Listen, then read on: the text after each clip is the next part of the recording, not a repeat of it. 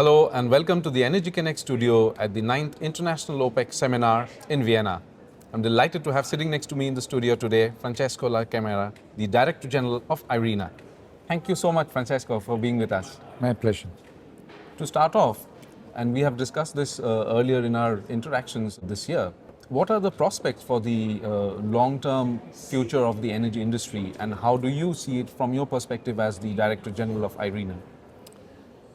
If you will look at the number in the last years, also the last year naturally, we see that the yearly installed capacity of renewables has been growing. Last year, 585 gigawatts. Just to give an idea, it's the 60% more than all the nuclear capacity installed in 70 years. And also we have seen that the share of new installed capacity year after year has been growing. So last year, 92% of the total power new capacity was renewables. So these facts say very clearly that the energy system is moving to a new system where renewable will be largely dominant, and the system will be complemented by the sustainable use of biomass, hydrogen, mainly green hydrogen, and naturally we will have a declining share of the hydrocarbon in the energy system. This is happening, and it will happen. The question that we have is that if it is happening fast enough to put the world in a pathway that is consistent with the achievement of the Paris Agreement goals. This is what is at stake today. That's an excellent point, and like you said, we are here at the OPEC International Seminar, and where the theme this year is charting pathways together. So the focus is on all systems, all energies, all sources, and of course renewables is the future pathway towards it. However, it also means that there needs to be a lot of investment, especially as the world moves to a low carbon future. So what are your thoughts on, like you said, that whether enough is being invested to meet the Paris goals? No, we are not investing enough in the new energy system. Naturally, we are breaking records every year.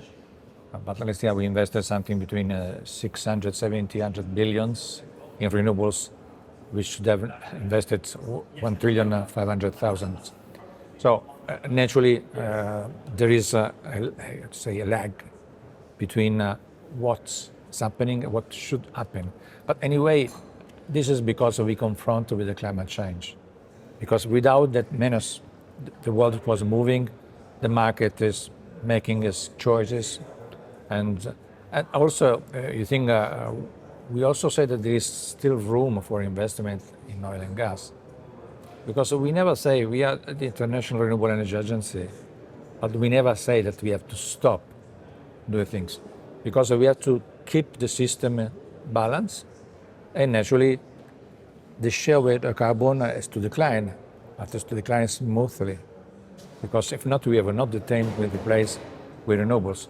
This means the target of the triple, 11.2 terawatts installed capacity by 2030 means that the share of renewables that we may sustain, take into account of the increase in demand, for being in a pathway that is consistent with the 43% reduction of CO2 emissions that the IPCC asked to be reached to be consistent with the Paris Agreement goal.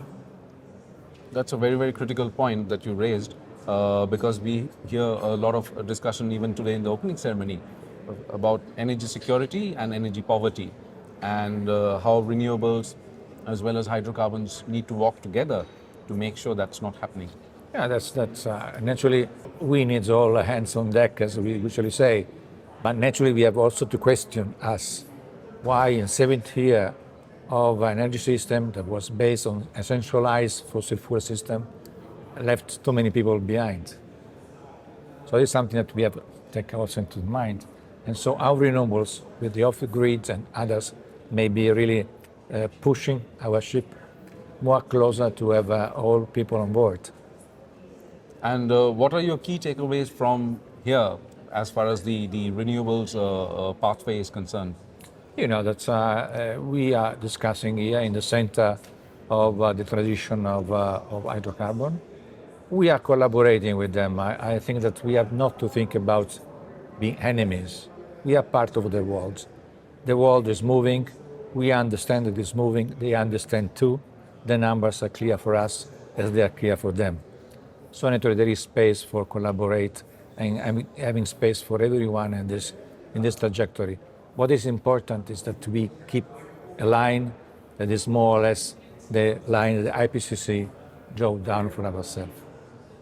That's a brilliant insight, Francesco. Thank you so much once again for joining us at the Energy Connect studio. Thanks to you. Thank you. Brilliant.